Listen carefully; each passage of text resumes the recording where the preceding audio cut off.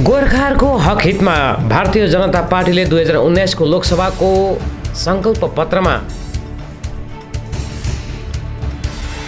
गोर्खाहरूको हक हितमा बीजेपी पार्टीले 2019 को लोकसभा चुनावको संकल्प पत्रमा सामेल गरेको पीपीएस को विषय अहिले आएर पश्चिम बङ्गाल राज्य विधानसभा चुनावको संकल्प पत्रमा पनि दोहोर्याएकाले भाजपाको राज्य एकाइ पनि पीपीएस को विरोधमा छैन भन्ने कुरो स्पष्ट भएर गएको बीजेपी नेता बीपी बजगाईले दाबी गरेका छन्। उनले आज बीजेपीको घोषणापत्रको हाइलाइटहरूको नेपाली अनुवाद पढेर सुनाए।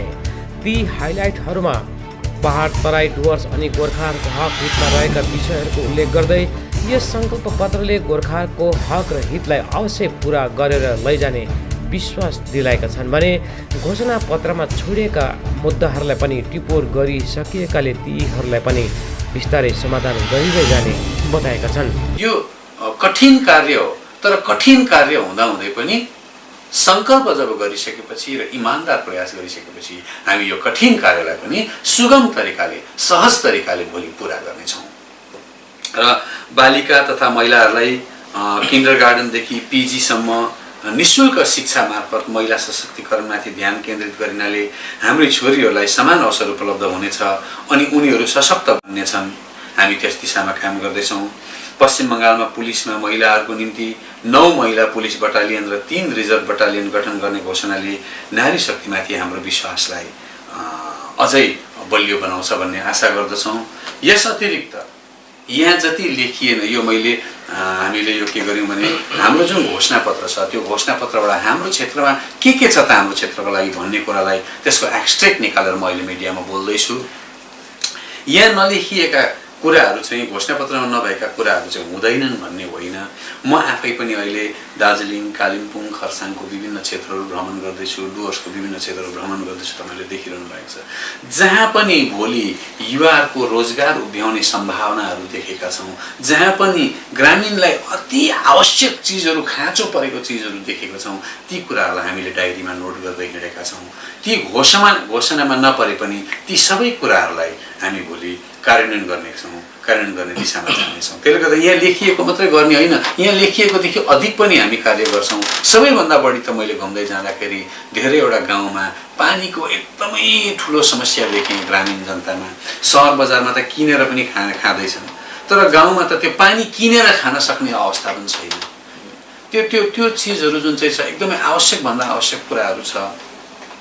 ती कुराहरू समाधान गरिनुपर्छ, नागरिक स्वास्थ्यलाई चिन्तन गरिनुपर्छ, समाज कल्याणलाई चिन्तन गरिनुपर्छ र हामी घुम्दै जाँदा जति पनि कुराहरू देखेका छौँ यी कुराहरूलाई हाम्रो सङ्कल्प पत्रमा नभए पनि मनद्वारा हामी सङ्कल्पित छौँ। भाजपा सङ्कल्पित छ र यसलाई अगाडि त्यसलाई पुरा गर्ने दिशामा, त्यसलाई समाधान गर्ने दिशामा हामी काम गर्नेछौँ। र म पुनः एकपटक फेरि हाम्रो सांसद राजु विष्टज्यूलाई यी गम्भीर कुराहरू जसले यो क्षेत्रलाई, यो भेगलाई भोलि साँच्ची नै एउटा विकसित क्षेत्रको रूपमा उभ्याउँछ त्यो प्रकारले जुन चिन्तन गरेर उहाँले हाम्रो सङ्कल्प पत्रमा यी बुदाहरू हाल्नमा जुन भूमिका निर्वाह गर्नुभयो, उहाँले स्वयं धेरैजनासँग बातचित गरेर त्यो भूमिकाको निम्ति म विशेष गरेर हाम्रो सांसद राजु विष्टज्यूलाई म धेरै धेरै धेरै धन्यवाद दिँदछु, आभार प्रकट गर्दछु। साथै उहाँले दिएका कुराहरूलाई गर्नुपर्छ, यो कुराहरू उचित हो, यसलाई यहाँ हाल्नुपर्छ भनेर हाम्रो राष्ट्रिय अध्यक्षले जुन चिन्तन गर्नुभयो, गृहमन्त्रीले जुन चिन्तन गर्नुभयो, प्रधानमन्त्रीले जुन चिन्तन गर्नुभयो, राज्यको हाम्रो भाजपा राज्य अध्यक्षले जुन चिन्तन गर्नुभयो, उहाँहरू सबैलाई पनि म एकपटक फेरि मेरो मनबाट हाम्रो निम्ति यति सोचिदिएकोमा आभार व्यक्त गर्दै यो जुन चाहिँ सङ्कल्प छ म स्वयं भाजपाको एउटा सदस्य भएको नाताले यो सङ्कल्प पुरा गर्ने दिशामा हामी प्रतिबद्ध रहनेछौँ भन्दै त्यो प्रतिबद्धता म सबै जनता समक्ष जाहेर गर्न चाहन्छु। धन्यवाद।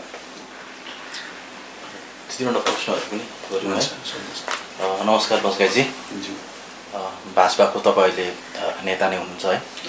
जुन प्रकारले अहिले घरि तपाईँले एउटा कुरा राख्नुभयो, पहाडको जुन प्रकारले अहिले घरि वेजेस छ 202 रुपियाँ, अहिले वेजेस बढेर 202 रुपियाँ भएको छ है। कुन चाहिँ रिपोर्टले तपाईँले होइन पहाडको जुन प्रकारले जुन चाहिँ वेजेस छ है त्यो चाहिँ अलिक कम्ती भयो र 350 रुपिस बढाउने कुन चाहिँ रिपोर्ट लिएर किन चाहिँ गर्नुहुँदैछ? यस्तो रिपोर्टको होइन, यो हेर्नुहोस् अब हिजो अस्ति हामीले पार्लियामेन्टमा एउटा बिल आइ पनि सकेको छ यो बारेमा। हिजो चुनाव प्रक्रिया सम्पन्न हुने बित्तिकै सक्ने बित्तिकै त्यसलाई अगाडि बढाएर, किनभने साँच्चै नै कम्ती त छ नि त, एउटा मान्छेले जीवन जिउने न्यूनतम जीवन जिउनको लागि आज आवश्यकता कति हो त भन्ने कुरा बुझ्नुपर्छ है। त्यसले गर्दा 350 रुपियाँ हुन्छ। कहिलेसम्म यो चुनाव सक्न दिनुहोस् न, त्यहाँ लागू भइहाल्छ होइन। र अहिले भन्न मिल्दैन त्यसरी, किनभने हाम्रो बिल आइसकेको छ, त्यो उहाँहरूको पुरानो माग हो। मैले भनिहालेँ, मान्छेले जीवन जिउनको लागि न्यूनतम कति खाँचो छ त्यति त पाउनुपर्छ हेर्नुहोस् होइन। घोषणापत्रमा त्यस्तो क्षतिपूर्ति भन्ने कुरा त आउँदैन, तर के छ भने मेन्सन त गर्न सक्नुहुन्थ्यो नि, पोसिबिलिटी त हुन्छ। जतिजना पनि बाहिर गएका छन्, जसलाई अन्याय भएको छ, जसलाई झुटो केसहरू लागेको छ, जसलाई झुटो मुद्दाहरू थाहा छ नि हामीलाई आन्दोलनकालमा त्यस्तो भयो, ती मुद्दाहरूलाई भोलि हामी यसलाई एउटा संवेदनशील कुराको रूपमा लिएर हामी हेर्छौँ होइन। जसले झुटो मुद्दा लागेको छ उसलाई उसले न्याय पाएको हुनुपर्छ, त्यो त हामी जान्दछौँ होइन। उसलाई झुटो मुद्दा लागेको हुँदैन। अब जसलाई साँचो मुद्दा लागेको छ त्यो त हेर्नुहोस् अदालतको माध्यमबाटै आउनुपर्छ होइन। तर झुटो मुद्दा लागेकोहरूलाई हामीलाई पनि केही थाहा छ, त्यस्तो कुराहरू हाम्रो डाटामा छ, त्यो कुराहरूलाई हामीले सिम्पेथेटिकली हेर्नेछौँ भोलिको दिनमा। अच्छा बजगे जी, जितने भी आपने घोषणा पत्र में जो भी प्रमुख बातें थी खास तौर पर पहाड़ के लिए आपने उन्हें बताया और हमारे दर्शक समझा भी उसे। मेरा प्रश्न यह है कि इनमें से कितनी भी ऐसी घोषणाएं हैं, कई सारी ऐसी घोषणाएं हैं जो लोकसभा चुनाव के दौरान भी भाजपा ने की थी। कई सारे बिंदु हैं आपने जैसे कि पीपीएस का मुद्दा आपने उसमें उठाया है, 11 जाति का मुद्दा उसमें उठाया है, सैनिक स्कूल का मुद्दा आपने उठाया है, सेंट्रल यूनिवर्सिटी का मुद्दा आपने उठाया है। मेरा प्रश्न यह है कि इन मुद्दों में से एक भी मुद्दे अगर क्रियान्वित हुए होते पिछले 1.5 साल की अवधि के दौरान, जब से सांसद बने हैं राजू बिष्ट, एक भी काम अगर हुआ होता तो शायद पहाड़ की जनता भाजपा पर भरोसा करे। एक बार फिर से वही कल ही अभिषेक बनर्जी जो कि तृणमूल से सांसद, उन्होंने ट्वीट किया है कि जुमला लादेन का घोषणा पत्र, एक भी सीट भाजपा नहीं जीतेगी। इस पर आपका क्या जवाब है, क्या प्रतिक्रिया है? विपक्षी तो कुछ भी कहेंगे, उनका काम है कहना, लेकिन आपने 1.5 साल का जो जिक्र किया, 1.5 साल में 1 साल तो हमारा कोविड में निकल गया, तो आप भी समझते हैं 6 महीना 7 महीने का कार्यकाल आप पकड़ के चलिए। उनमें से चाय बगान के लिए जो हमने दावे किए थे वो तो संसद भवन में बिल के रूप में आ भी गया, वो भी आपको मालूम है किया। और कुछ ऐसी चीज़ें जिसको करने के लिए और 3 साल हमारे हाथ में बाकी है, लेकिन कुछ ऐसे राजनीतिक मुद्दे हैं जो केंद्रीय घोषणा संकल्प पत्र में थी, उसको भाजपा ने राज्य घोषणा पत्र में भी लेके आया ताकि राज्य और केंद्र में समन्वय स्थापित करके उन राजनीतिक मांगों को पूरा किया जा सके। तो राज्य ने उसको स्वीकार किया तभी ना संकल्प पत्र में आया। ये सबसे बड़ी बात है गोर्खों के लिए। म जनतालाई लाटा सिधा भनेर भन्दिनँ, जनतालाई म यही दृष्टिले हेर्दिनँ। हेर्नुहोस् है, जनता भनेको जनार्दन हुन्, जनताले नै प्रजातन्त्रमा एउटा नेता तय गर्छ।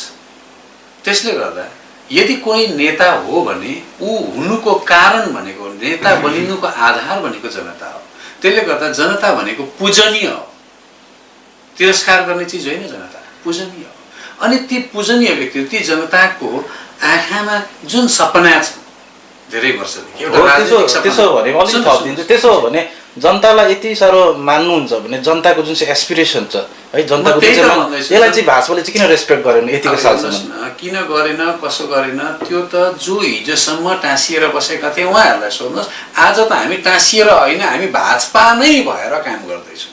हामी स्वयं नै हामी माग्नको लागि गठबन्धन, मतलब उनीहरू पहिला जस्तो त्यहाँ दिल्लीमा गएर भाजपादेखि बाहिर बसेर काम गरेको छैनौँ।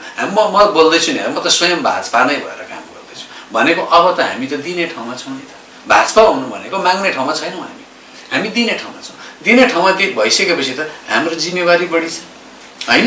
अब हाम्रो जिम्मेवारी छ नि त। त मूल कुरो चाहिँ के हो भने जनताको आँखाले बितेको 4 दशकमा जुन सपना देखेको छ, त्यहाँ जुन जनताको आँखामा भएको सपना, जुन कुरा उनको मनमा छ, त्यो सपनालाई हामी पुरा गर्छौँ। यति हो, पीपीएस जे पनि हुन्छ गोर्खा जातिले बङ्गालमा भन्दिनँ, दार्जिलिङ भूगोल मतलब पहाडमा भन्दिनँ, बङ्गालमा भन्दिनँ। पिपिएस हुँदा भारतकै गोर्खाले गौरव अनुभव गर्नेछन्।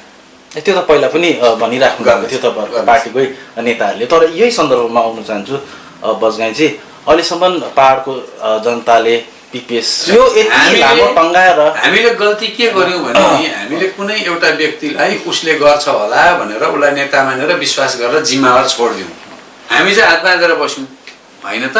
अहिलेसम्मको प्रक्रिया त जसलाई जिम्मा दिउँ, जसलाई हाम्रो मुद्दाको भारी बोकायौँ, उसले चाहिँ त्यो भारी बोक्न सकेन। हेर्नुहोस्, भारी बोक्न सकेन, केन्द्रलाई आफ्नो मुद्दा ठिकसँगले राख्न सकेन, होइन? नसकेर अन्तमा आएर ऊ चाहिँ बङ्गालको शरणमा आयो। हामीले गलत मान्छेलाई भारी बोकाएछौँ मुद्दाको, त्यसले गर्दा पो नभएको त।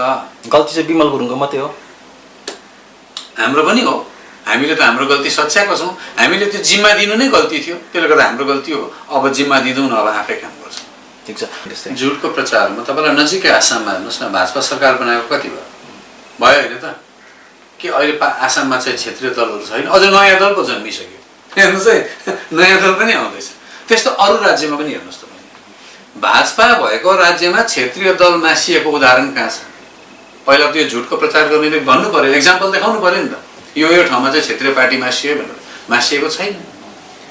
क्षेत्रीयता झन् मासिँदैन, क्षेत्रीय पार्टी झन् क्षेत्रीयता नै मासिँदैन। किनभने राष्ट्रियता भन्ने कुरा नै क्षेत्रीयताद्वारा निर्माण हुने कुरो। जब क्षेत्रीयता नै रहेन भने त राष्ट्रियताको आधारै रहेन नि त, होइन? राष्ट्रवादको आधारै रहेन। आज देश भनेको के हो? देशको संस्कृति भनेको के हो? यो देश त कुनै एउटा माटो मात्रै त होइन, एउटा यति स्क्वायर फिट चाहिँ देश हो भन्ने होइन। आज यो देशको संस्कृति भन्नाले ओडिसी नृत्य हो जो उडिस्सामा छ, होइन?